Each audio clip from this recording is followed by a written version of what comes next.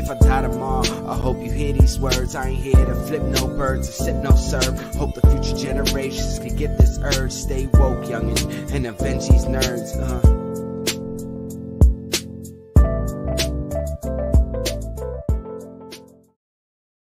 It's Nerdy Bird Tuesday. Your host, Nerdy Sebastian. Bird Tuesday. Okay. Doesn't even start with a T. Hey, Seabass, how are you? How you doing, Val? How you doing, Pong? How you doing, Law? Howdy. Like, it just rips any like I ripped the Band-Aid enthusiasm. off. No, you rip enthusiasm Band-Aid. out of my soul. Yeah. And I'll bring it back. I'll bring it back. Yes. Yes, Hugo. Hi, Hugo. How are you? It's I not love technical Tuesday. It's not It's not you technical go. Tuesdays. Aurelius! And he's coming in to make his Stone Cold Steve Austin entrance. Give it up for the one, I'm the coming in only, hot. breaking down the glass. So from across the hall. What's going on, everybody? Hello. Sorry about that. Just putting all the kids to bed. You didn't miss All anything good. other than Seabass be awkward intro. Did I miss Yeah. the announcements? No, No. you didn't. You're No. not. You came in just in I'm time. actually gonna do something different. You're than not that announcements. lucky. Yeah, I was gonna say I hear the No, kids he's- calling. I think they need you in the. I'm gonna do He something laughed. Somebody different. has a toy that needs fixing. No, but how was everybody's Oh, weekend? man. Took me way too long to get back to New York, so it completely threw off my sleep schedule for the last few days. I was supposed to be Did in you have New York. delays? Did I have delays? Ooh. I was supposed to be Oh, here at did I? 9:30 p.m. Saturday night. I got in at 9:30 a.m. Sunday morning. Oh, Oh, Philly, yeah. huh? Ooh, it was a good time. It was. Oh, a were you on the good one time. where one of the airlines that all of a sudden discovered that they bought parts using Cracker Jack wrappers or something? Oh like, God, you heard about that What? this week? Yeah. oh yeah, no. So there were two major airlines, and they were like, "Oh United crap, was we've one of been them. buying bootleg parts of this So- whole time." I will say that this airline that I was on Mhm. had a what airline were you maintenance- on? I was on JetBlue. Oh. So I was on JetBlue, and they had a maintenance issue with their with the first plane that I was on top of the weather of New York being a little iffy or whatever the case is, right? So they're like, all right, we're gonna have some delays, this and third. They pushed it back maybe a half an hour at first, Mhm. then they pushed it back an hour and a half. Mm. So we're just like, all right, we're about like we should be on the plane by now. Mhm. It's like me, like I should have like been on my flight by 1 something your time, and like I want to say it was like 3:34, and they were just like, yeah, we're just gonna shut this plane down, and we're gonna give you guys a new flight at 10:30 p.m. Hmm. So if you guys want to stay, you guys can stay for that flight, or if you guys want to go and try another flight tomorrow, we completely understand, blah blah blah. And I'm just like, Mm. huh? They're like, we'll give you food vouchers, and I'm like, What am I gonna do with What? that white man? okay. So they gave us a food voucher. I had salmon, which was actually really good. Well, this is- From the plane? No, from some restaurant in like Oh. the thing in the airport. But I had salmon and potatoes. You're a long way actually- from fish actually on the pretty good. plane. Yeah. But they This gave is why I us always bring my a $200 $200 voucher for their inconvenience. So I mean, I do have Dang. some JetBlue credit. I think everybody Uh, has like a fun story with it. I mean, me, it was like I remember traveling, and this was fun one was that they were like, yeah, we gotta take the plane out of because the toilet's broken. Someone messed up the toilet. Well, Another oopsie. one was I'll that do the one flight better crew, because It's the not flight fun. that the No, no. rescheduled flight that we were on, they had three planes coming out like within a couple of hours from each other. One went out to Boston. The second one that was supposed to go to Fort Lauderdale also had maintenance issues, and they got bumped behind us. well, the one flight I had, this was the last one that had a travel delay, was that the flight crew got into a fight. They had to call in to get a new flight crew because they're like, yeah. It I was mean, like, I've we need had- those What are you on people. Spirit flying on Airlines? Where are Spirit? you I've flying? had- That was I've he was on That was Waffle House JetBlue. Airlines. No, I discovered Delta and I never looked back because I always used to fly JetBlue, and then I was like, let's try this one time. It just happened, and then Delta's all I ever I used. feel like and I did Delta as a kid. I know my uncle is like a Delta super love it. flyer person with all these points and perks and all this other shit. JetBlue's not been bad to me, like terribly bad. few hiccups here and there, but nothing too crazy. I will never do United again. They are the worst one. Like everyone has their one that like they will throw hands with. Like on site with me and United. Absolutely. You know what else has been bad to you? Yo, I think this should you just now it's Air rip, Travel Tuesdays. you rip the enthusiasm out of my soul. Like it just it's exhausting. To do it. I just bad transitions. There we go. That's gonna be Just get it over with. You guys are tuned to Bad the Twitch transition channel. Tuesdays. Give him the bad transition Tuesdays. Make sure you follow along on his Twitch give him channel. Don't feed it. Don't feed the don't fucking fire, feed the Pong. The fire. Let him know. Déjalo. Let him do his thing. Make sure you're tuning in on Val on TV. Val, what's going on in TV land? We've been on hiatus because I've been traveling the last few weeks. I mean, from Vegas to Atlanta. Like, I'm just all over the place. So hiatus. We're We'll gonna figure do it out. travel I know stories. that vibe. I know that feel. It's been an exhausting couple months. I don't know. I thought we would like level out as the summer ended, but Nah, yeah. I still got like 3 more trips, maybe 4 more trips within the next few weeks. I have that and a move. So Yeah. We all I feel you, got some fam. stuff going on. The Yeah. nerds are busy. We also got Concrete Combat. Make sure you guys are checking it out. Lord George is lettering the next part for Concrete Combat over there at patreon.com, Bonet Studios. Make sure you guys are checking out the anthology from Wayward Raven, We Suck at Comics. Number 1 is out now. If you're looking to submit a story, if you're a creator, artist, and want to submit a story, make sure you go to their website. All the info's there. Make sure you're tuning into the Medusa's Cascade every Saturday. From again, lore episodes to playing games and everything. So make sure you guys are checking it out. Make sure you're following the story. Check out Lu Cyph's album, The Motive. Also, too, make sure you guys are catching on Catch the Craze. They were on earlier, and we have a special guest that's on today that's just on their show earlier. So we're gonna bring her out in a few. Make sure you guys are tuning in to Pong on twitch.tv over there at the Sin Shop. Pong every Monday and Fridays. Finally, also make sure you are tuning in to the 4-Letter Nerd every Wednesday. So me and Tone were on the 4-Letter Nerd last week. It was pretty fun. We crashed the show, got to crash the party. How was that? Bottom mayhem. Oh, it was fun. It's always fun being a guest, right, Tone? Yeah, it was a lot of fun. It was a good time. Yeah, Wayward Raven was there. We crashed their party, but without further ado, we want to welcome her to the party. This is her second time on the show. If you guys haven't seen the plug is again a segment we were doing that features some creators. I got to have a sit down with this great creator. It's very exciting to bring her out with tonight's topic. I want to give a big warm nerd welcome to Phoebe Xavier. Hello. Welcome. There. Thanks for having me on. Of course. Welcome. Welcome on in. So Phoebe, let everyone know who you are and give us the digits on your new project that's currently out right now.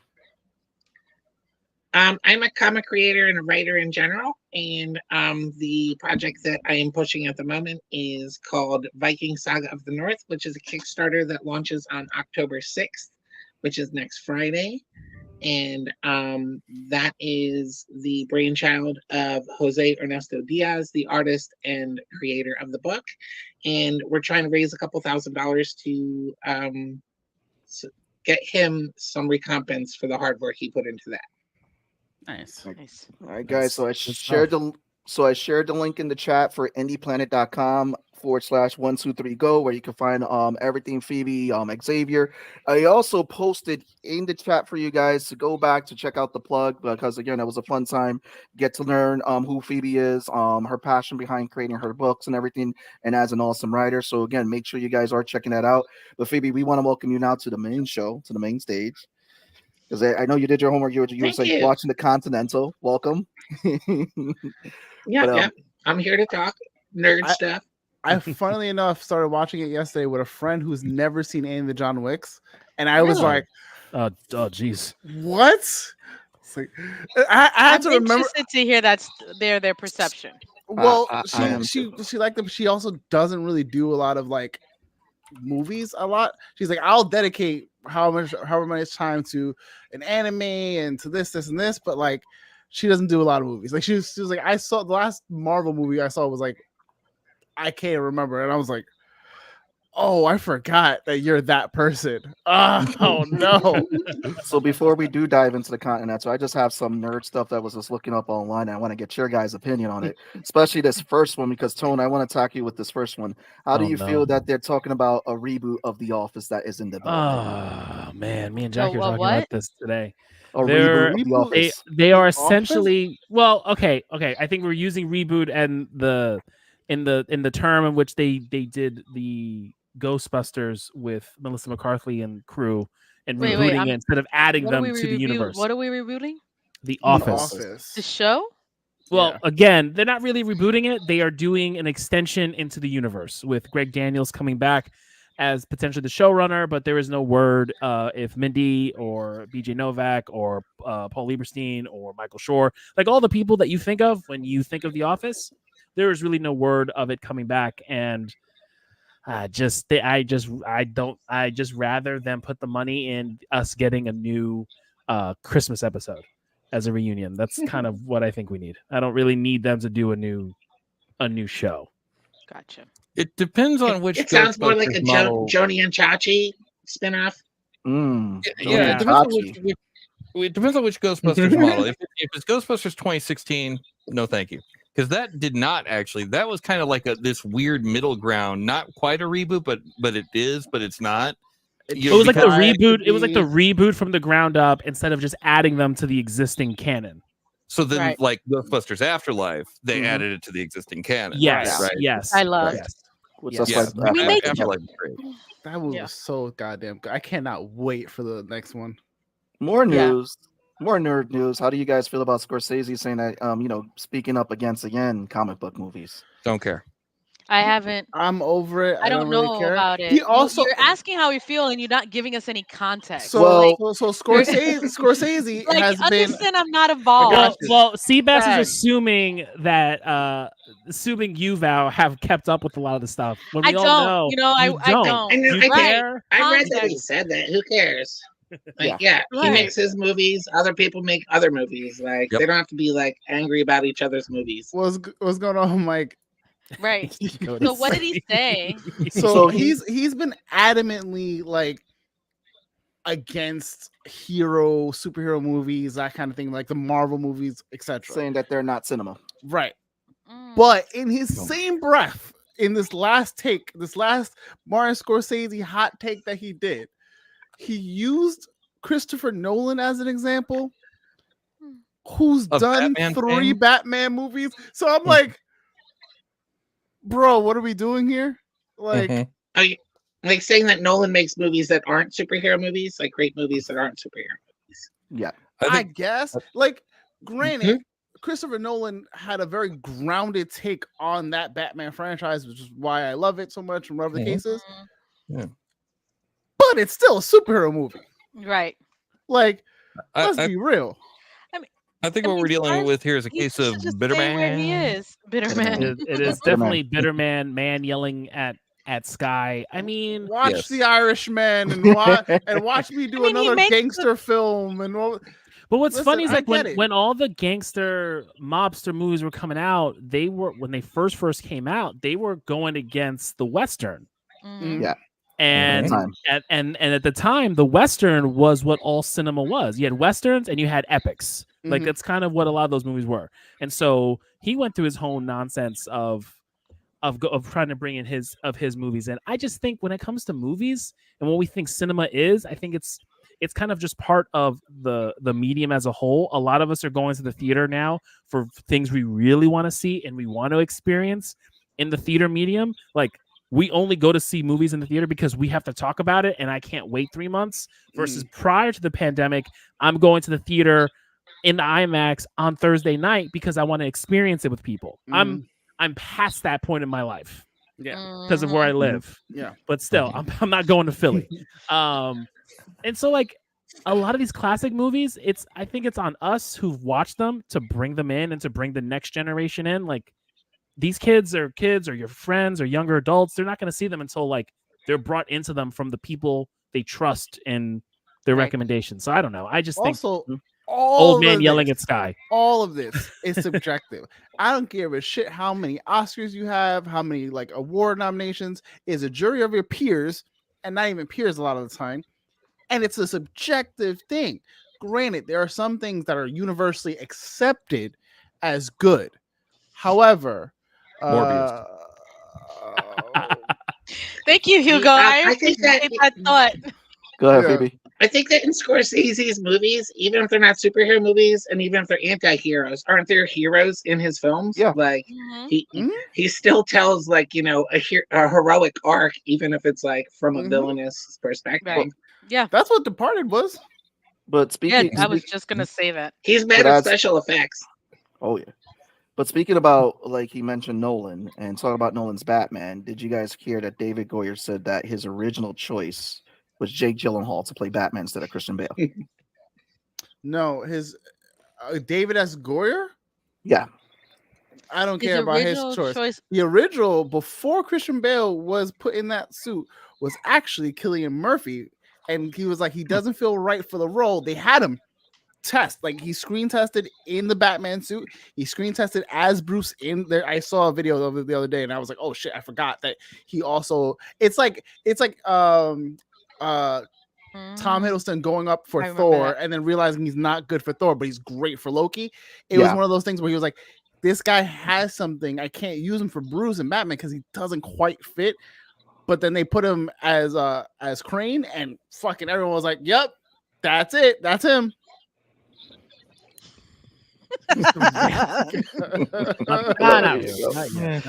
Yeah, I mean, I'm just breezing. I'm just breezing through these because it's just fun. And then with Marvel, they announced that Miss Marvel 2 is going to happen, but they want to see what happens after the Marvels. And then Echo doesn't look too good because Echo has now gone from 6. A lot of stuff on the. It's now gone from 6 to 5 episodes. Echo, which 30 minutes. Yeah. Unless it's an hour show. Unless it's an hour show, I don't really care. Why did they drop one single episode? Wait, this whole show's looking crappy. What do we do? It's not looking good for Echo. What did you say, Phoebe? Oh, yeah, that's not a big chop. That's not a big edit. It's been pushed back. Go ahead, Pong. Well, no, I'm just trying to same as what Phoebe said. What's the deal with that? Like, why would you only take off a half hour? This whole show sucks. Let's only take off a half hour. What? Why do we assume it sucks? Oh no, there's been a lot of chatter on what's been happening with the show production, and it hasn't been good. It hasn't been positive. Yeah. Now I know you don't watch. You don't listen. Yeah. In Hawkeye, she was an awesome character. No, she is. She was a great character in Hawkeye. This goes back to something that we were talking about a couple weeks ago. We were talking about how everybody wants everything to fail, and it's just ridiculous. I'm not a fan of it. It's like She-Hulk was terrible. Oh, the lowest ratings, but they're still good. It wasn't bad at all. Terrible up until the last episode. She-Hulk was amazing. I loved it. Yeah, the last episode was where it kind of I just can't stand that last episode. Yeah, but it was weird. Yeah.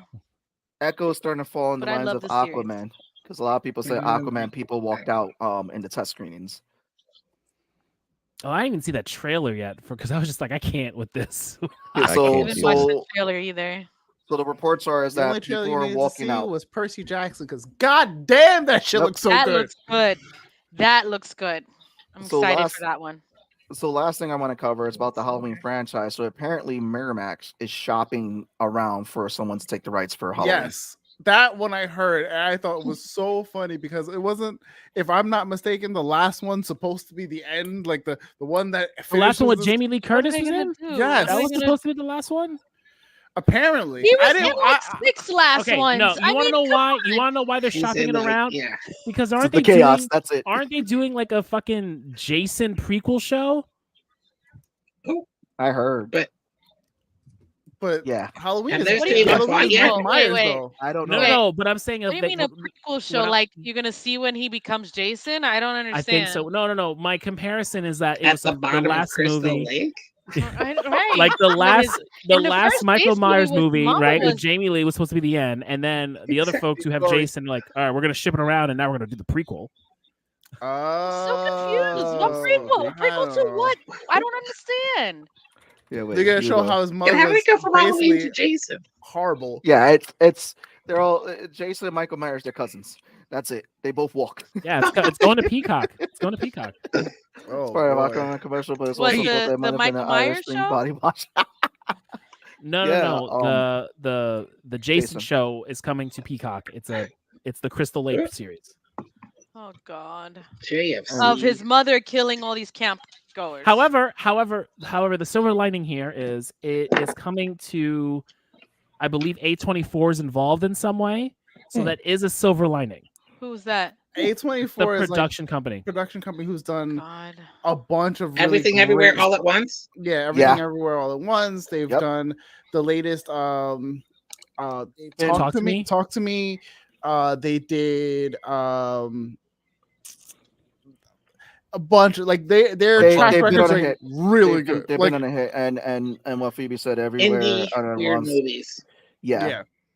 But they brought back what was a short round from. they're also one of Goonies the in that first movie. and only studios that during the writers and actors strike, which is apparently still going on but tentative at the moment, they were like, yeah, we can pay our employees, and just like kept it pushing and kept like working because they were like, oh, these aren't like outrageous demands. And speaking of Peacock, that's our main event tonight. Is that what's playing on Peacock is the Continental, and that was a transition. That was good. Like, I have a good one every once in a while. No, not every once in a while. Once every like couple months, bro. Once in a blue moon. It's a full moon outside. So yeah, no, we got the Continental. It's a prequel to the whole series of John Wick, which we all love to see. Keanu Reeves just go through 4 movies, just beating the crap out of people. Lawrence Fishburne, and again, everybody just rocked in that movie. It got to a point where like you started the movie with like John Leguizamo, you had Theron Greyjoy, and you had like you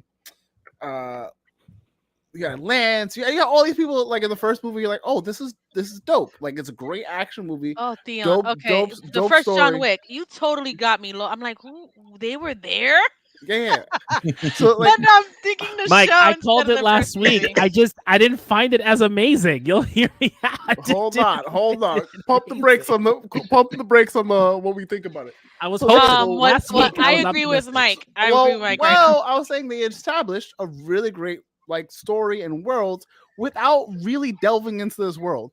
In 4 movies, we have the least amount of lore drops, but we have such a rich history that we're all like, oh shit, that's how this works. This whole world operates underneath the world that we regular people know and love. And we're just like, oh shit, this is pretty dope. Fucking great action all the time, great story. And then we get the Continental, which I still don't know how I feel about. So before we deep dive into it, because I'm going to definitely get Phoebe and Pon to jump in, because I know how we can run off the rails, but I just want to give credit for, first of all, Winston was played originally by Ian McShane, who played Winston throughout the John Wick movies, who now the torch has been passed to Colin Woodwell, who is actually going to play young Winston, who I thought did a pretty good job in capturing some. Yeah. So we did a really good job, I think, at capturing the mannerisms. So Phoebe, Pong, I want to get your guys' thoughts on how you guys felt about this show. So we'll start with you, Phoebe.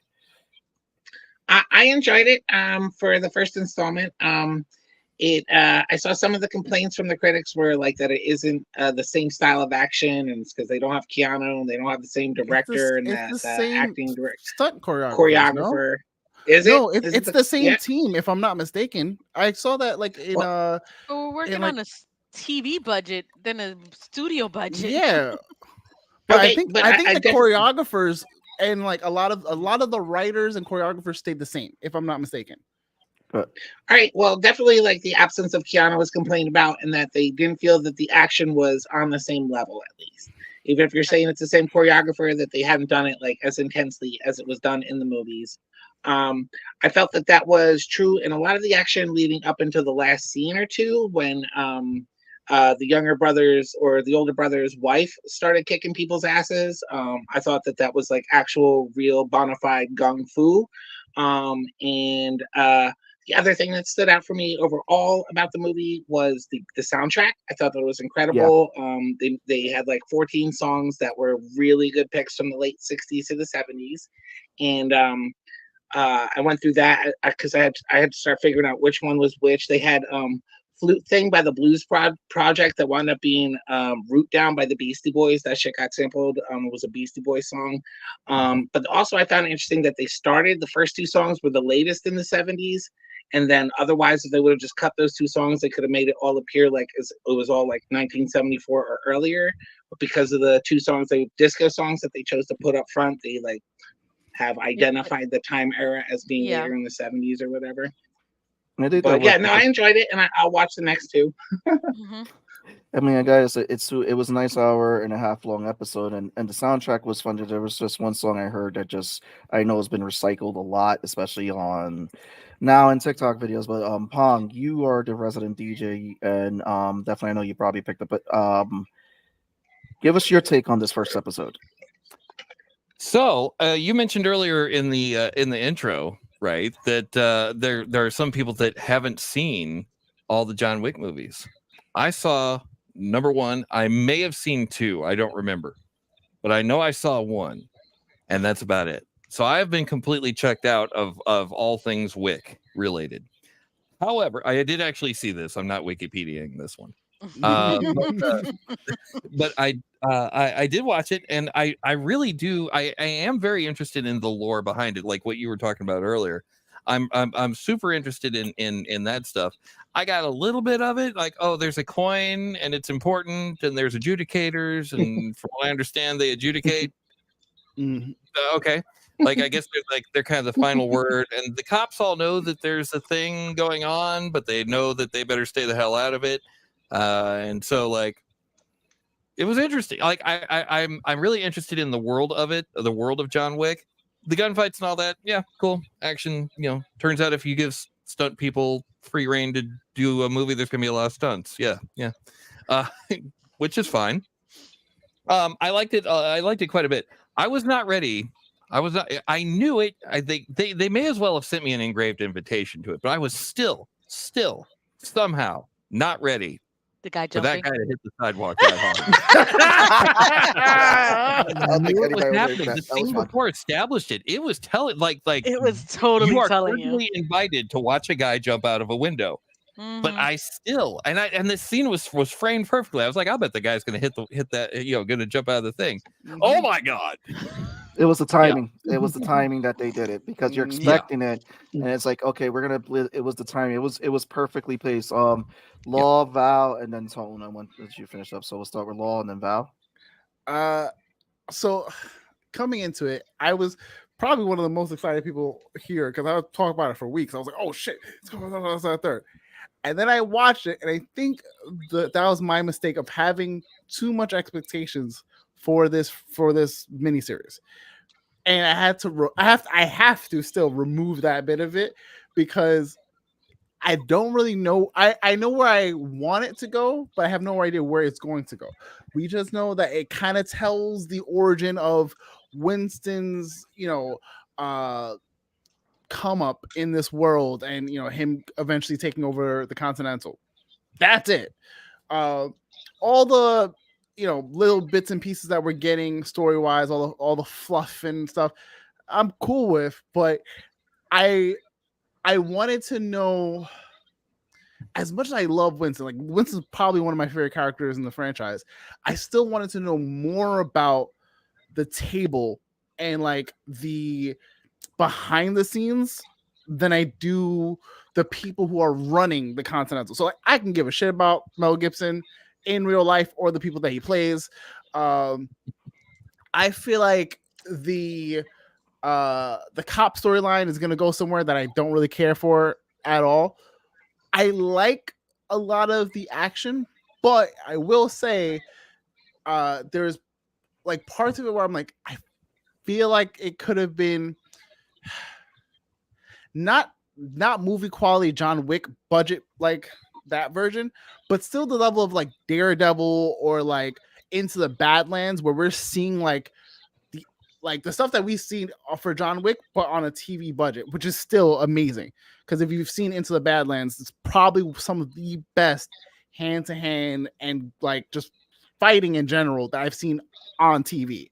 So I'm here for it. I'm gonna watch the next two. I'm curious to see where it goes, but I feel like there's a lot of story to tell, unless it's all like an hour and a half.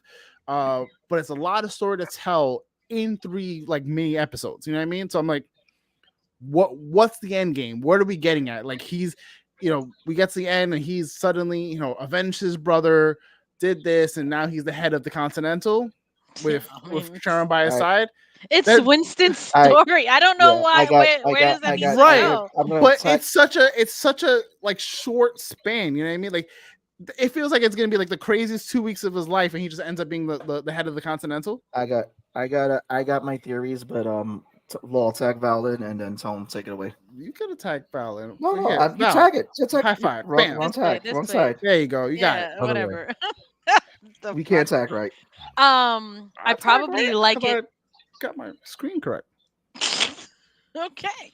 I probably like it more than you guys do. So I've seen all the John Wick movies. I've enjoyed it. I had no intention of watching this if you guys hadn't mentioned it, honestly. But I honestly enjoyed the action sequences. That scene in the beginning with the staircase and him shooting people crazy. I thought that was awesome. Classic John Wick style. I didn't think there was anything wrong with that. It gave me what I felt from the movies. Ridiculousness. And I enjoyed it. I don't take John Wick that seriously, I guess, as far as a movie as a whole, because it's an action film. There are some outrageous things, like there are many times where he should have died, right? But he lives and gets through the fight for the next one, and they hold a lot of respect for him in that universe. This is very similar to that, and I think we see Winston build his own level of respect in this universe. And the high table is an interesting part, but I don't think we're intended to know how it all works or why and what. It's been going on for centuries, and so therefore I thought the intention was to keep it ambiguous. I thought that's the whole point, and we see Winston's story in this process. So I'm enjoying it for what it is, just like I always do. I'm probably the one who likes everything, but yeah, I know you guys felt it was a little meh, but I thought it was great. Valid. So I'm on board for it. I got to give it to the guy that's playing Winston for actually getting all the mannerisms down of Lance's character too. The teenage kid, the young kid. He's also very like you can see how it evolves into that character. You could tell they really study the mannerisms of the actors who they're following. Again, that's why I want to give a shout out to Ian. Kind of mad Frankie died first episode though. But we'll get into that. That felt kind of. I'm like, bro, really already? But sacrifice pawn. Damn, I was tight. But go ahead. Okay, so I thought both Jack and I thought the show was a bit mid. Now, to give credit where credit's due, the action sequence in the beginning is John Wick action. I think for us, we felt it was just John Wick action to have John Wick action without being connected to the guy doing the gun fu. It was just like, we're going to just kick the door open and give you this dopamine rush of John Wick action to show you that, hey, we can do this. Instead of like setting up who these characters are, because all I'm seeing is some rando just going up a spiral staircase shooting people. But aside from that, action was cool. And the actors who were playing Sharon and Winston, on point. And I'm here to watch them. Yeah. I'm here to watch them. I want to watch Winston's story and kind of see where the come up happens and the takeover happens. I just feel like all the other storylines that are eventually going to collide just feel disjointed and mid. I think the detective thing is really weird and odd, and she's having the gun smugglers with the Vietnam, and like it's just a way for Winston to get. I want to know where Uncle Charlie is. I think the gun smugglers are related to the Bowery at some point. I'm assuming that guy is a younger Lawrence Fishburne. That's I what was thinking Lawrence what I was Fish. We're thinking, going to see Lawrence Fishburne's character. It would make sense because Well- they have that relationship. Because here's they the have thing. a relationship, but Who are I the don't think we know Nihilists? his That's a name totally from new that. faction, right? Yeah. The Nihilists? Yeah, I believe so with the new faction. But what was it? The Adjudicator, who we see with the face mask, was in that same person was playing that Adjudicator. No. Was I playing was gonna have to- Adjudicator. Someone was playing the same character in John Wick 3. I can't say it right. Pong, write Well, it down. no, yeah, but that's part of the high table stuff, which Yeah. I'm all about all that high table stuff. But if we're not going to get any of that, and we're just getting the Continental for these next 3 episodes, cool. I just feel like a lot of these storylines are all over the place, and we only have 3 episodes, and we do not know how long episodes 2 and 3 will be. I'm hoping 90 minutes, and we get some sort of mesh together of what the hell is going on. And also, I kind of like whatever with Mel Gibson. I can't take him seriously. I can't take Mel Gibson seriously in this role. His New York accent is trash. Can I get my thoughts? Hold on. Okay. You didn't even finish. He's not even letting me finish. He's just, can I get my thoughts? Can I get my thoughts? Let me get my thoughts. I love you, Toad. No, we're gonna watch it, and I'm hoping it gets better. But it just feels mid and meh to me, unless Winston or Sharon are on screen. And also that fucking car chase scene where like they lost budget. They clearly did not have enough budget for that car chase scene in the middle of the episode, and they are literally cutting to different things as they cross the distance, and I'm just like, what is going on in this episode? And it kind of threw me. I also don't think, because according to IMDb, we don't have a name for Bowery King. Like, he's just Bowery King. Yeah. So we don't know if that kid who could be Miles from what I saw, we're gonna get introduced to a Bowery Queen in this series. And he may end up going under her and showing her, and she may show him the way. Like because the introduction could happen that she way. Doesn't want to be involved. No, she's an older woman. The Bowery King, if we remember correctly, Bowery King works within the system of the table and like is recognized by the table in some means, but still works outside of it as well. Right? I don't know how far outside, because Lawrence Fishburne's character was punished because of their intertwined in there. He got pressed by the adjudicator. So there are certain rules they have to abide by, like being excommunicado and things of that nature. So I think we're seeing Lawrence Fishburne's character younger right now. I think we're gonna definitely see a Bowery Queen. She's an older woman, much like I'm excited to see that. But it's an interesting. I think a lot of the side stories are going to piece together, just like the movies do, because there are each installation of the John Wick movies have a bunch of side stuff going on, and we learn a little bit more about his process in it. And I think this mirrors that in a smaller scale. So, Sebastian. Yay! I get to go. No, I like everybody's points because I was going to say I think that he is Lawrence Fishburne's character. I think that's introduction. I'm taking the series as a way for them to use a backdoor to actually introduce more concepts in the John Wick universe versus what we got with the movie. Time out. Because it's Val. Is Val laughing because she knows it's Pong looking at me and just going, wait, what did I miss? Damn it! I was typing. What did I miss? Shit! Oh man! What did I miss? So it oh man! It was Seabass subtle. Seabass is English. It was subtle. Hold on. So Phoebe, just so because like we have like this whole inside show joke of what Seabass is going on is that whenever Seabass mispronounces a very common word, Pong will then write it down on like a notebook. And now I think, what are we at? Like 37? Well now with Adjudicator, we're up to 38. There we go. I'm winning. That's not how you win. Do you guys ever watch Corrections? Seth Meyers show Corrections? Oh yeah. On YouTube? Nope. Yeah, it sounds similar to that. Really? I didn't know that. Yeah. So yeah. So It's like nitpicking honest human mistakes. It's just a game that we came up with because it happens so often.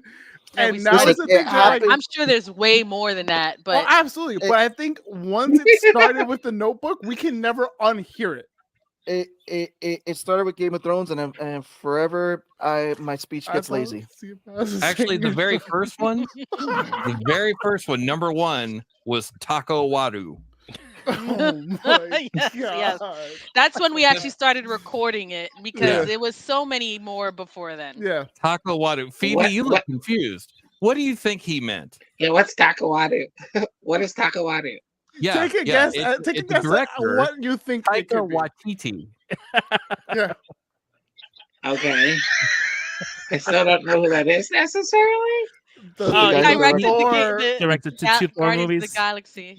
No, yeah, Guardians of the Galaxy. No, Thor. I would not have known how to pronounce. Thor. Yeah, I would not have known how to pronounce his name though. Like I would not. Just for a bit of housekeeping here, what exactly did he? Because I missed it, and then I saw you, and then I was like, Val's cracking up on screen. So. Hugo, what happened? Hugo, I know you got the minutes. So what happened? Because it's such a I don't like you. I'll give it to you. It's such a simple, like it was subtle the slip. word introduction. He said, "No, well, that was for introduction. It was Lawrence Fishburne, which you had said earlier." Oh, I heard that one, but I left it alone. And you said Fizborn. Fizborn. That's what I thought. I said that. Okay. We all collectively heard that. Fizborn's a character in Dungeons and Dragons. Listen, and then I'm drinking pineapple vodka. That's it. Why are you drinking? That's an empty glass, bro. What are you drinking? That was a sip. No, but I feel like the series, what they're trying to do is set up. Yeah, I am. That's what I do. Lawrence transition. Fishburne. Okay. So with Lawrence Fishburne, I love you guys. Just say Mobius, man. Just save yourself. Mobius. So no, I feel like done. Yeah, she's done. No, I feel like the series, what they're trying to do Mobius is the character from Loki. Let's go. We're skipping my thoughts. Is his character that you're thinking of. Tone. Oh man. No, see, Phoebe, this is what happens. Tone has one now. That's what happens when I spend time with this asshole on Sunday. Oh no! Bro, I want something that goes so badly, but come on. Fits the label for the show. It's fine. Hold on. Hugo got it. Finsburg. That's even better. Oh no, I'm changing it. It's Finsburg. You go. You a real one. We appreciate you, bro. Finsburg. Yo, Hugo's like a stenographer. He's just pulling the tape. Finsburg. Okay. Give a big shout out to Hugo, big supporter. Yeah. Thank you, Mike. No, Mike. No. I know how you feel now, Mike. No, but how he feels. There's no relation, sir. What is going on? Listen, back on the rails now. We completely derailed the train, ran it into a wall. Induction, yes, exactly. That's exactly what he said. Just cut the clips. That's it. Cut the clips and cut the check. No, I feel like the series, what they're trying to do is that it's a means of energy transfer, sir. So, how does everybody feel about Mel Gibson in this show? Come on, everybody, weigh in. Let's go. I can't with his New York accent. I'm sorry.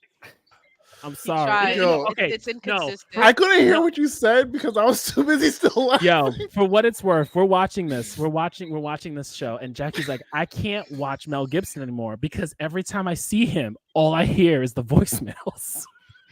What voicemails? What? What? He's a piece of shit that has said a lot of really racist, anti-Semitic shit in his life, and yeah, a lot of it has gone on phone machines. Yeah, there you go. It's like it was like right after The Passion. Yeah, and then he said a lot of things, and then that's why Mel Gibson was kind of went away for a little while. He was excommunicado for a bit. Actually, he was actually making his own movies. We just weren't watching them. Yeah. You know what movie we did watch? Straight to streaming. I will say this though: me and Seabass did watch his Santa Claus movie, and that shit was entertaining. Fat Man was entertaining. But yes, was he in Daddy's Home too, or something like that? Yeah. Yes, he plays Mark Wahlberg's father. Yeah. Another racist asshole. Yeah. Mark Wahlberg? Mark Wahlberg, yes. Oh, I didn't Marky know that. Mark and the Funky Bunch? Yes. He's Mark done some Wahlberg pretty is racist racist? shit. Really? Yep. I mean, I don't know if he actually, like, in his heart is, like, really, like, that fucking judgmental, but he's done some fucked up shit. His young age, what he did. Yeah. So it was an Asian gentleman that he, in his youngest age, before the whole rap thing, that he nearly beat him blind. Being blind, he Just done almost some beat him to death. racism, like judging. There was a lot, and Was he's that also Boston racism? since then said like slick shit and like in passing kind of deal. That's why his Transformer movies failed. It sucked. But no, Mel I Gibson. don't know if that's why. All right, it's just going They were on import cars. to Mel Gibson, who, like, for whatever reason, is the guy in charge, and like I don't need to see him at all. Like, seeing him in Boss Level confused the hell out of me, because I was just like, oh, you're still doing things, and then seeing him in this, I was like, oh, you're still doing things that actually, like, people are gonna watch. Boss Level, like, you watch because it's entertaining. I'm like, oh shit, Mel Gibson's in it. I'll ignore it, but you know, whatever. This, I'm like, god damn it, I gotta see your ass on screen now. He's running the Nicolas Cage role. He's just doing it. Go ahead, baby. But Nicolas Cage is a fucking treasure. No. You said he's a treasure, sir. Nicolas Cage has found his niche, and it is B-rated movies, and they're amazing. They are amazing. I haven't seen a single also, one of his B-rated movies. You need to watch Renfield. Becomes problematic. That man is a treasure. Watch that movie Renfield with him and Christopher Holt and Nicholas Holt. Renfield was good. Renfield was so good. He's also he was supposed to be in that movie with the animatronics that was before Five Nights at Freddy. It was another one. Yeah, he did. It was like Wonderland something. Wally's Wonderland Playhouse. I don't remember. Yeah. It was very much the rights to Five Nights at Freddy's. That's very much what that movie. The unbearable burden of being famous or whatever, or being talented. Unbearable that shit was burden brilliant. of massive. Unbearable was that the one he did with Pedro? Yeah. Yeah. Oh, that's the one that became that was really good. Was that a B movie? I thought that was like a more. No, popular. I would say that's like that's. What's going on? Might have been like straight to streaming on Netflix or something, but that's like a huge budget movie. It became a big meme because everybody uses the whole scene of him and Pedro looking at each other. Those two in the car. Yeah. Yes. To be fair, but overall, that movie was incredible. It's funny he calls Downey Tony Stark. Wait! I'm still trying. Tony Stark to give him a solid shout out during an award show for having been there when Downey was going through some shit. Oh, yeah, Mel Gibson was there for Robert Downey Jr. when he was going through it. Gotcha. A lot of people still work with him. I mean, we all know Robert Downey Jr. went through some shit. He was an 80s movie star. They all did. But look at him now. 80s, 90s. Yeah, I don't know. Like, people can change. And you got to give them the ability to change. I don't know. I don't know where the line is, and I'm not the one that needs to I think Mel Gibson's probably still an asshole, if that's what we're talking about. He's probably still. Maybe. He is. I don't know. So it's really interesting. So Mel Gibson, Bruce Willis, both megastars of their times, and then it's like, damn, they are both jerks. Like Bruce Willis. Wait, why is Bruce Willis in this conversation? Did you not hear about the Moore and Bruce Willis, how they took over a town? No, what the hell are you talking about? There's a whole thing about it, how they was like just pretty much purchased this whole town, but we'll get past it. We're all no. aware. I want to hear it. We're all not aware. So what are you talking about? Don't leave us hanging. So Mel Gibson and Demi Moore, for a while, they had really like purchased a lot of stake into this small town, and Bruce it kind of became like Bruce Willis. I was like, I knew I heard Mel Gibson and Demi Moore. I was like, that's incorrect. I know that was incorrect. Well, Bruce Willis and Demi Moore, they had purchased like this whole town, like they invested a lot in it, but it became like their own personal playground. And a lot of people were like, yeah, they really like messed up this town. Like they had their own airstrip that no one else can use. It was like, it was their way of getting away from Hollywood. But a lot of the businesses, they were like, they suffered from it because he was just buying up a lot of the stuff that was there. They took over a town in Idaho. Right. Yep. Like it says here they tried to invest in it and then it didn't work out, just like Kevin Bacon, who lost millions in a Ponzi scheme. I need to read that story. Yeah, it because it was a doing failed for people. investment. I don't think that even puts Bruce Willis on the level of Mel Gibson, though. no, I wouldn't it doesn't. see that. No, but if you have Even to if sit it's through, That's why I'm ethically like, how do you weird, combine no. the two? but if you have to sit through his music with Bruno, I mean, nothing gets. What are you I- talking why are we about, just my going That was guy? just with Bruno, That his wasn't music. terrible. Can we get back to the Continental, please? Yes, can we get back? I mean, this is it. This is all I'm rails. so lost with anything he just said just now. Okay, You all didn't right. know he had Bruce his dad? Willis did this thing around the time of Eddie Murphy where he put out an album with like somewhat blues-ish music. Oh. One of them was passable at best, but that's about it. The rest of the album, complete trash. He kept making music too, though. Yeah. He did. put Bruce out more Willis did? music. Yeah. Yep. Yeah, after that, yeah. Oh, I didn't Yeah, know for the that. 90s He's one at of those like it's like him, Jeremy Renner, and I forgot the other person who's like, I just could make music too, and everyone's like, okay. They gotta show up. Yeah, if you're that rich, they'll show up just to take a picture. So Yeah. True. All right. Back to the Continental after we've Okay. derailed this Continental, train so yeah. many times off Can the I rails. also just say the Continental itself, like the interiors, like what we see from the opening scenes of it, like Mel Gibson's like command of this place, in no way feels like what we know of the Continental. No, Which he is doesn't it was have- just a credit to like the what we're No, gonna that see, whole like that scene. start night That and day whole shift. scene. No, that But- whole scene. But With he. what? Go ahead, Lo. No, I was gonna say that He- whole no, the scene thing when he is, told the Winston- guy to really jump out. There's a difference. There's a difference that Yeah. he's saying. Like Winston runs the Continental with respect, while Mel Gibson tries to run it with fear. Fear. And he has no respect for the actual process. So he Right. doesn't. It doesn't give the same feeling that we I get from also older Winston to this. I also version don't of it. feel the fear that he's instilling in these guys more than the threat to like being the actual like high table. Yeah. yes. I Like, think the they fact fear that the his high table people's- and the power of the high table, the power of the Right. excommunicado, all these other things more than Cormac or Connor.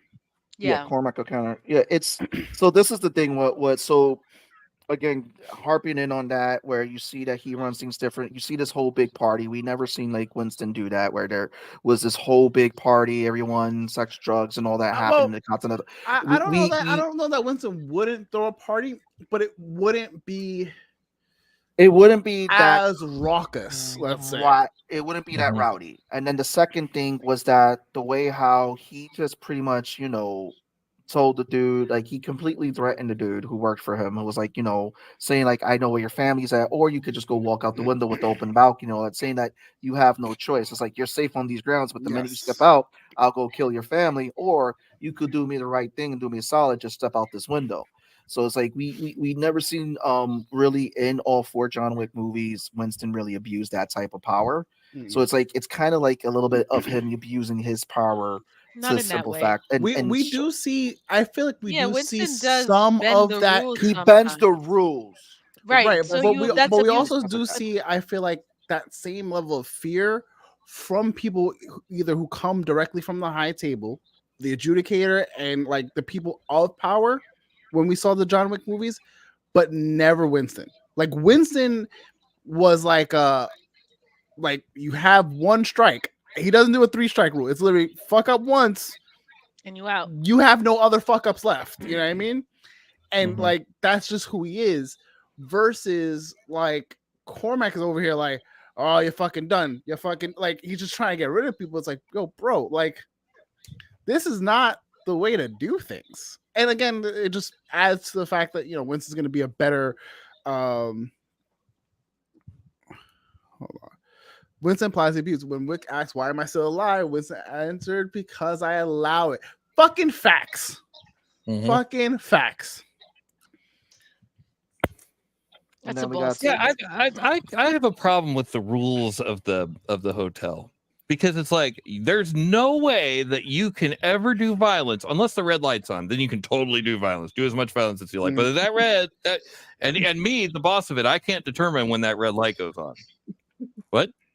Like, if that's the case, can you just turn on the red light? It's essentially supposed to be a neutral territory. Like, well, no, I get that. It's supposed to be like sanctuary. It's supposed to be a place of like respite. It's supposed to be like Switzerland. Sure. You're not supposed to, yeah, exactly, Switzerland. However, the high table that dictates all can be like, you know what? Fuck that place. Like, or fuck that person. In the case of John, they were like, nah, everyone could go after John right now, and that's what happened. Well, that's because John broke the biggest rule, though. Oh, absolutely. What was the biggest rule? When he you didn't see it. So in 2, he murders a dude in cold blood in the Continental. In the Continental. That's like how 2 ends. Yeah. Like he does all this shit, and then he's 2. Then he's on the run in 3, and then 4 he tries to get his freedom. But like he because essentially for part 2, like it was one of those deals where he was getting pushed, like because all the events of 1 was like, you can't just do that and think you're not going to get more than a slap on the wrist. And he was like, all right, try me. And they tried him and kept trying him. And he was like, so Winston did what he had to do. I fucking respect him for doing it. But when later questioned, he was like, why didn't you just kill him? He's like, I threw him off a roof. Like, I shot him. He fell. Like, for me, that's done. It's done. He survived. Cool. But it's an interesting culture that we're seeing because, again, you see, even when you saw John Wick 4, because you got to see another version of the Continental in Japan and how they ran it and everything. It's just that with Mel Gibson's character Cormac, the way he runs it, it's completely different from how we see with Winston and the actor who played his part in John Wick 4 when John went to Japan. Which again, the actor is an amazing actor. He's played a bunch of characters. He played Scorpion. I forget his name. Hanzo? Yeah. Damn. Hiroyuki Sanada. So what we're seeing is that again, it's a different feel, and it's going to be interesting how the power shift, because obviously when you have the adjudicator involved, and there's a lot of stuff, especially in that scene where you had the guy who was just torturing the other guy that they hired to try to steal the coin machine, and he's just having fun and turning up the music. It was just like, oh, this is some Rammstein shit. Let's go. It's the nihilism. That's where the nihilists are. Mm-hmm. Oh yeah. And those are usually the scariest people there. And then we had another again because before we get into scariest people there, let's talk about the fucking weirdo twins for a second. I was just about to turn. Oh my fucking god! I was just about to. I was like, Gretel. What? Funny. I want everybody to weigh in on Hansel and Gretel because when they opened the door, I was like, yeah, they're definitely having haircut. Yeah. His haircut is so else. Disgusting. There's no way that I'm the only person that thought Tiptoe from the Tulip should be playing. I honestly thought that his twin was going to be Fred Armisen or something, like because he looked just like I was like, "Where's Fred Armisen coming out right now? That's what I need right now." I was like, "You could have switched the dude's face with Fred Armisen's face." Yeah, you really could have, yeah. Well, like Google Fred Armisen. Yeah, he played Uncle Fester in the Wednesday show. Wednesday, yeah. Really? Oh, but no, those two, whether they're brother and sister, they're fucking. They're definitely. Yeah, they're definitely. Like that game, like it was an eerie, like Lannister vibe, for sure. It was like he was trying to be the bad guy in No Country for Old Men, and it was just like, nah, bro. Oh no, listen, Anton, I can't remember his name. Anton, yeah, I mean that he's oh my god, Javier. Whenever they said that we got some assassins named Hansel and Gretel, I always expected to be a brother-sister combination. I always expected to be some form of incest that's probably going on between them, and then I always expect them to look weird or have the weird speaking, like they'll give them the heavy Swedish accent, like oh Hansel is like oh no, please stop. No, these are mute.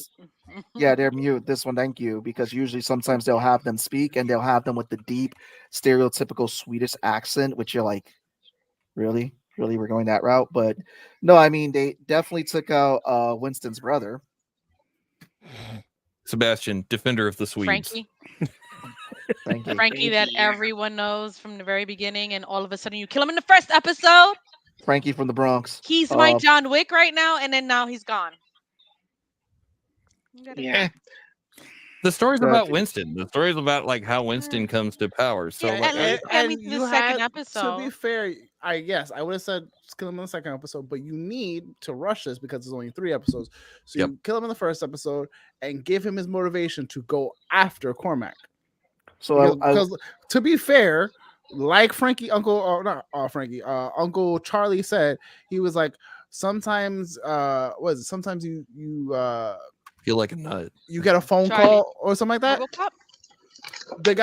The guy who was in the trailer with him, he was like, RoboCop. RoboCop. He wasn't RoboCop. That wasn't RoboCop.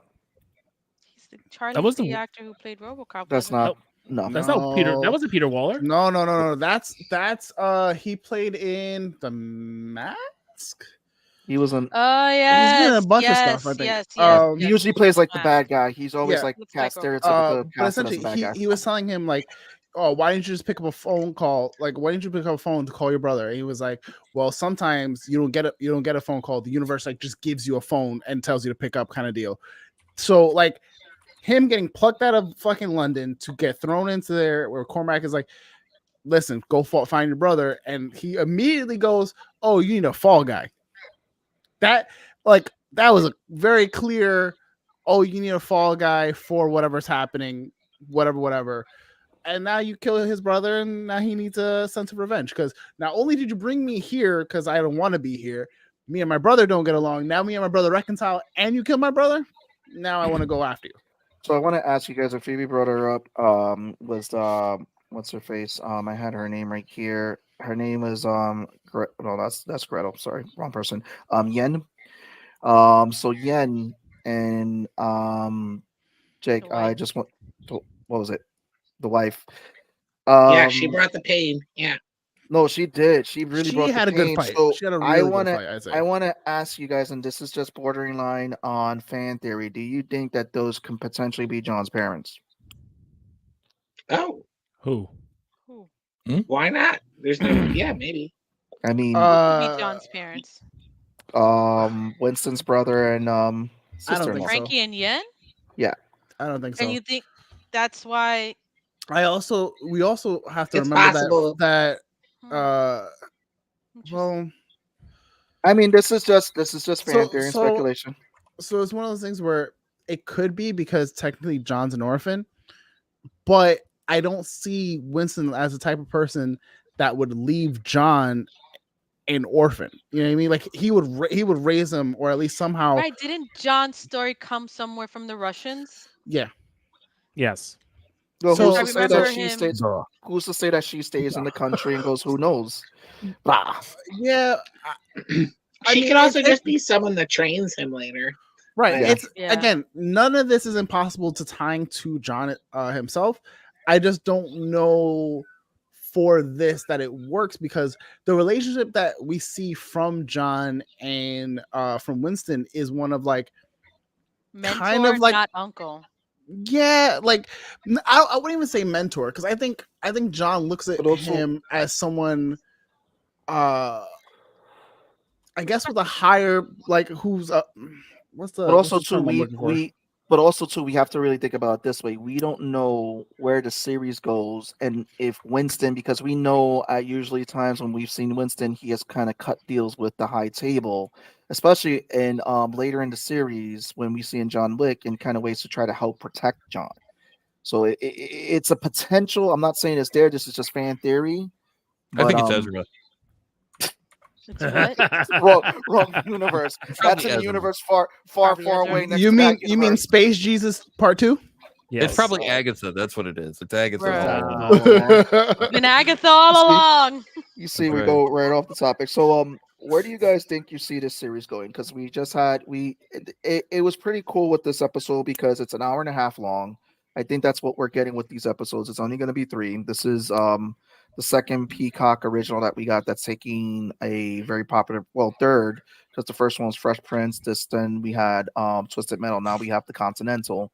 Where do you guys think this series is going? And we'll start with Phoebe, Pong, Val, Law, and then Tone, and then I'll end. I don't know. I think we're gonna have to see what the next 2 episodes like bring and where it ends, because they might leave a lot of space between the end of the series and where John Wick picks up. At least at the pace that they're going right now, it might still be in the late 70s at the end of 3 episodes. So there's still a lot of room in this universe overall, and I'm gonna watch it even if it's not quite John Wick Part 1, Part 2. Yeah. Hugo in the chat was saying, are folks just trying to fit John Wick directly in any which way? I really hope they don't. Honestly, look, if they do that, I'm okay with it, right? But just like every Jesus Star Wars does not have to be on Tatooine or Coruscant, right? Yes. Everything doesn't have to involve someone with Skywalker as a last name. Everything does not have to involve John Wick, right? Right. But Right. if it does, you know what? Hey, if it does, then that's the story they're telling. Okay, fine.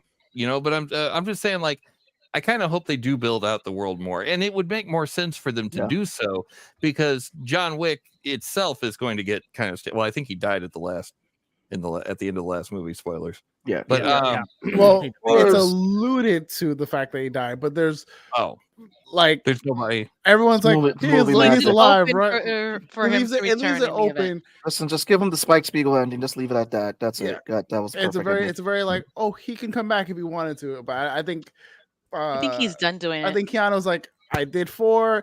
The fact that we got 4 was like, we're good. Yeah. Viejito, yeah. Val, you go. Fucking facts. There's so many stories, which is why I was really looking forward to this. I still am. So.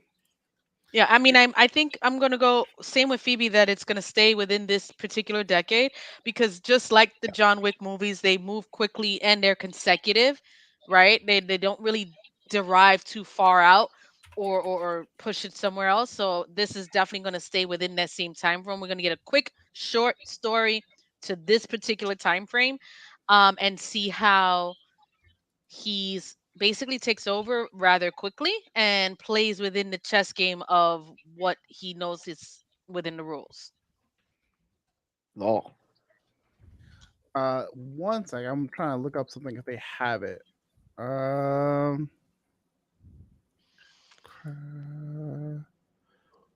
Oh, so apparently the John Wick franchise takes place in less than a year. Mm-hmm. Like that's how packed it is. I was trying to get a confirmation because I felt like it had to be like some time in between, but no, the movies literally begin when the last one ends, pretty much. And then I think the only one that gives us the most time is the one that Halle Berry was in, that he goes to the high table. Was that 3? I think that was 3. But 4 also opens up where he had time too, because he was remember he was in the desert hunting that homeboy. Mm-hmm. I don't. Did I watch 4? Or why am I not remembering 4? 4 was pretty crazy. 4 was good. 4 was good. Donnie Yen, he was the blind guy. Yeah, Donnie Yen fucking crushed it. I did not watch 4. Really? 4, kid? Oh, 4 is really good. Okay. You have watch 4. the Skarsgård youngest brother, who is a fucking. You want to punch him in the mouth the entire time. He looks great. He's a fucking great villain. AKA Pennywise. Either way, thoughts about where the show is going to go. The next episode, I'm imagining, is going to be the setup to everything. We're going to see them maybe go to a tailor. We're going to see them, get decked out. I want to see Winston as someone who's more capable, but that doesn't seem like someone he is. We've never seen that from him as someone who's capable in a fight with a gun. Like, you see him kind of just like fumbling. Frankie's wife is more going to be the right. I think that part. I think his wife is going to be like the muscle, and so is the people of the dojo, the 2 gun runners. Yeah. So I think 3 of them. I think Winston's going to be a lot of the brains of the operation, because he's very good at like running outfits, obviously. I'm looking forward to seeing like how it ties into the overall universe. If we can get something with the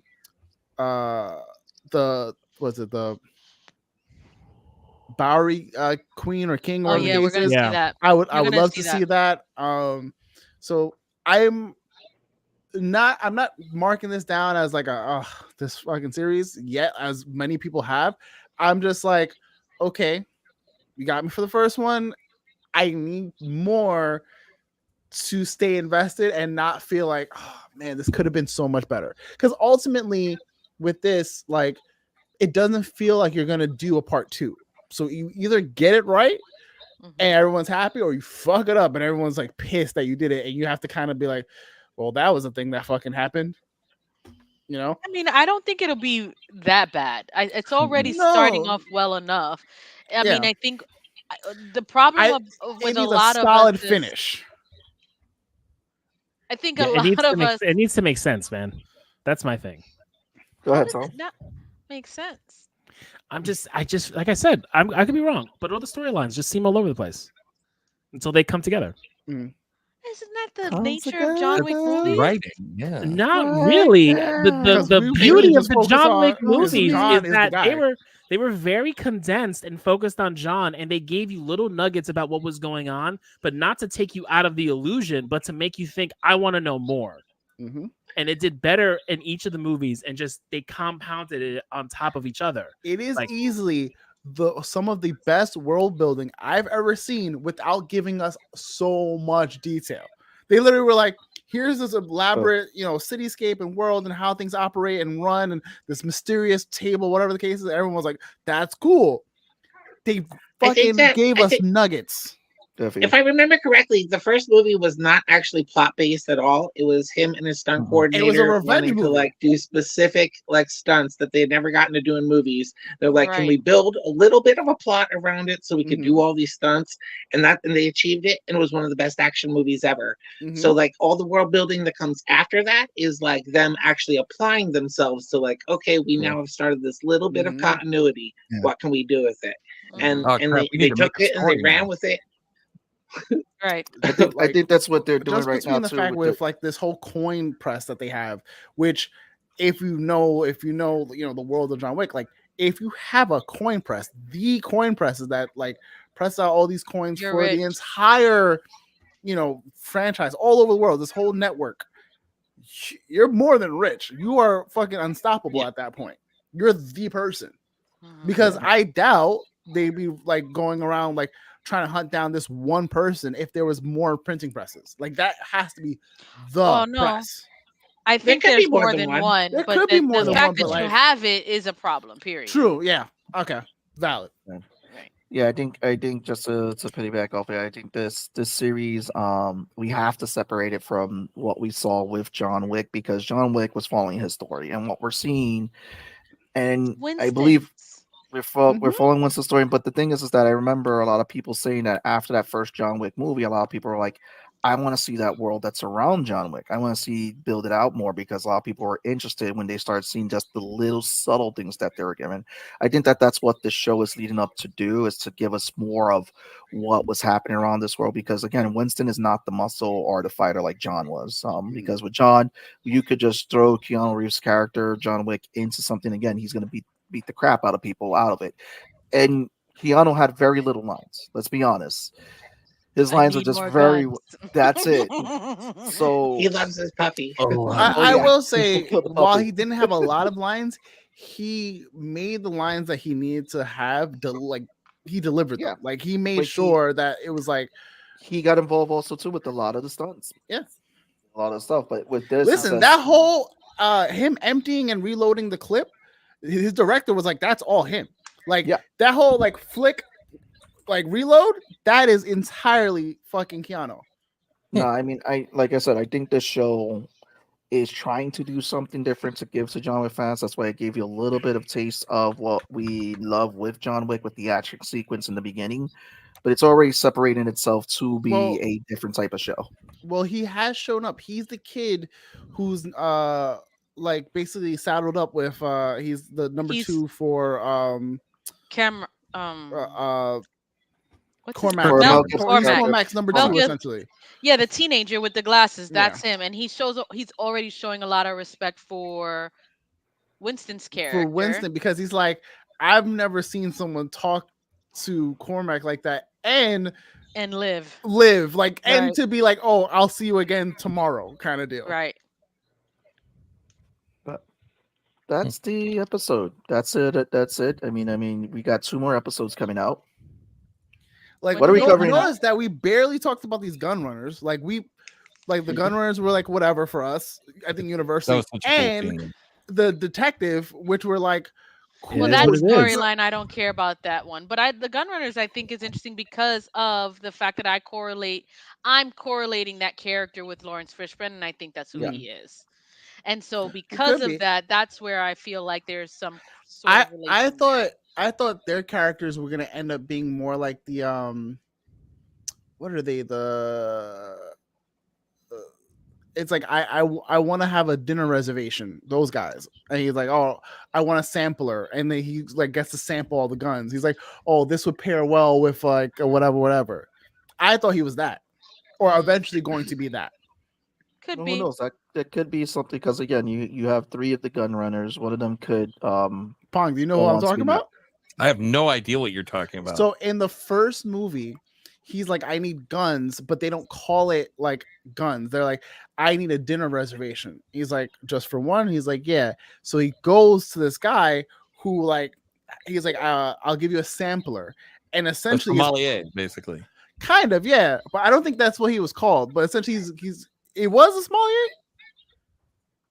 Was it? It might have been. No, I thought the sommelier was the it was for his outfitter, right? Yeah. Well, there is a tailor. Like, there's a specific tailor who like does the Kevlar and the suits and whatnot.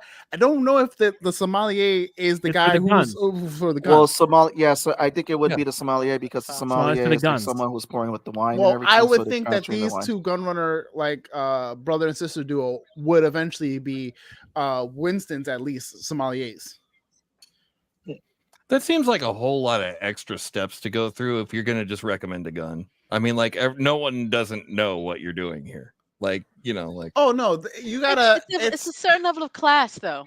Yeah, you gotta see it. You gotta see it. You're not talking about the guns as their guns. You're talking about them in coded messaging and like literally, you're showing him a gun. You're showing him whatever gun this is, but he's literally presenting it like he's a Somali. Like, oh, this will pair well with this, and he's like, are you thinking? What's the company that you're going to be seeing tonight? Like, are you going to have mixed companies? Do you need to be up close and personal? Or like, are you going to be observing from a distance kind of deal? Mm-hmm. I know you're pissed off. Hugo has definitely my man. He's watched these movies. Okay, he can quote them word for word. Hugo's on it. The Somalia. Could you recommend anything for the nice and big? May I suggest that's right. Yep. Hugo's on point. No, I mean, it's to its Pond's point. These are just codes because you see it with the police officer when she walks into the hotel. The fact that they know she don't belong. They were like, "Yo, you got cash." She was using the $2 bills. You saw that, bro? You got cash. That cash. That was like, popular it's not a a long coin. time ago. Cash ain't and good then here. Was like, give me that gold coin.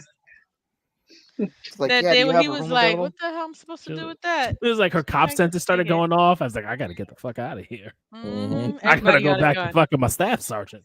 Yeah, right. Bro, that was a weird scene. It wasn't like weird. Yeah. That wasn't even a good one. It wasn't a good scene. Like, it was stupid. It was like terrible. Oh yeah, gross. Yeah. Again, there's a lot of fluff. I didn't say there's a lot of fluff in this episode weird. that we're getting. We're getting like a lot of extra writing. Don't forget her smearing dog crap on the window as if that's supposed to give me something about her. Her when you have 133 minutes, she holds a grudge. 132 minutes. Yep. She holds a grudge. Christ. Oh God. Weirdo. Yeah, that was a weird scene. But yeah, as far as it goes, I mean, the show, like I said, I just think it's just a setup. I think we're gonna get more. Obviously, episode 2 is gonna be the midpoint of seeing where they're gonna go, and then obviously the final is going to be the 3rd episode. But the midpoint, I think that's where we're get gonna. The Queen. Yeah. Bowery Queen. Because it's like it's a lot to put into 3 episodes, but it's like I guess they're just writing it as it's like it would have been just a long movie. Because I think each episode's supposed to be an hour and a half. Okay, Yeah. that's good. Let's hope. Let's hope. Hope. So But we are coming out to that hour. Yes. Gross. So Phoebe, I want to give you a chance again to plug away your project. I got your website here. Hold on. Oh, cool. Because I want to thank you for coming on and everything. So Thanks Phoebe, for plug having me. away. No, yeah, go right ahead. Plug away that project. We have a Kickstarter that launches next Friday night, October 6th, and it is called Vikings Saga of the North. It is a 22-page historical accounting of the age of the Vikings, done by, I did the lettering and worked up on most of the script. I'm also the editor, and I worked with my friend Jose Ernesto Diaz out of Guatemala, whose idea the project was in the first place, and who did the art and who did the line art and some of the coloring. And yeah, I just invite you to come check it out. Hopefully we can fund this and make sure that Jose earns something for the hard work he put into the project. Thank you for having me, guys. No, we want to thank you for coming back on. For those who don't know Phoebe, you could go back and watch our episode of The Plug. It did a great interview with Phoebe. Next week, what do we talk about next week, Tone? We talk about Castlevania. Okay, Tone. Wait, what? Listen, I already looked it up because I knew you were gonna pull someone to be like, "Oh, what's next week?" As if we have the calendar in front of us. So I did the work. You're welcome. Thank you. We're doing Castlevania. What happened? Wait, hello, Ahsoka? Hasn't finished yet. It hasn't finished yet. We're doing the. God. Oh my Howdy. I know. We have Castlevania and 3 episodes of Generation V. Mm-hmm. I don't know why you acted like Who that. Like you approved this calendar? You were there when we approved it. We have these meetings with you. No, this one I was missing. Remember, I got the date wrong because it was in the calendar wrong. Fair enough. Okay. Coincidence? I think not. I guess I have to wait for the conversation for Ahsoka. I was gonna fire up a new show. There's around Ahsoka. Right. Shit. Ahsoka's very Okay. good. Where's Yeah, it is. Castlevania It is. on? Is this what? Netflix. Oh God. Yeah, Why are you so- acting? so why are you acting like you didn't Wait, like the first? do you not I like the loved it. I loved it. I was That gonna say, doesn't like- change that I wanted to talk about Ahsoka. Aw. So can you guys No, guess we who's a big said Ahsoka we're gonna fan? talk about the first few episodes and the last few episodes. know. Like we agreed not upon that. that I'm months ready. ago. We agreed upon you were like cool with that, and we No, asked you about it. I wasn't there. We asked you That was- about this, splitting it Mic it again. months ago. Just so we Can don't No you- recuerdo Can eso. you guys guess who the big Ahsoka fan is? I don't know. I We love couldn't you, tell. Val. Yeah. Couldn't tell. We Raise love my you, hand. Val. We love you, Val. All right. No, so yeah, we got Either way, next week. next we also have week is Lori Castlevania. returning back to the show, Talk Ahsoka with us. Hey. I mean, no, not Ahsoka, Castlevania. And Oh my God, god, Damn, that's dude. foul. That's fucked up. Dang. Ooh, That's fucked up. Yo, rubbing it in over there. damn, Seabass. I rub it in with the salt, the tequila. So yeah, no, this has been a fun episode. So make sure you guys are tuning in. Make sure you like and subscribe, Nerds Around. Make sure you're checking on Pong over there on Twitch TV as well. Make Throw sure it to down check there. out the Medusa's Cascade. So it's drop every Saturday, and we have more stuff coming on the way. Law, your internet worked this time. Yay. Yeah, Those are small wins. Small wins matter. wins. I gotta take wait, them wait. where I can get them. Anyway, Why? What? Yo, why? What? Don't put that fucking juju on me. I tell you every week. Oh, it's Technical Tuesdays. Don't say it. Then somebody else like, stop. And then he didn't say it this time. No issues. It was you see Susan. that? You go said it. set it. You go set it in the comments. Oh. Technical Tuesdays. Anyway, this has been your boy Sebastian. It's been your boy Law. Your boy Tone from across the hall. And of course, last but not least, Vmac. With Thank you, Pong. Thank you, I Phoebe. am a Pong, Pong. thank you, Mighty Pong. Phoebe. Welcome. And Thank you, again, thank catch you. you guys next Nerd Tuesday. Here we go. Beautiful. love you guys. theme Have a good music. night. 3, Peace. 2. Thanks for having me.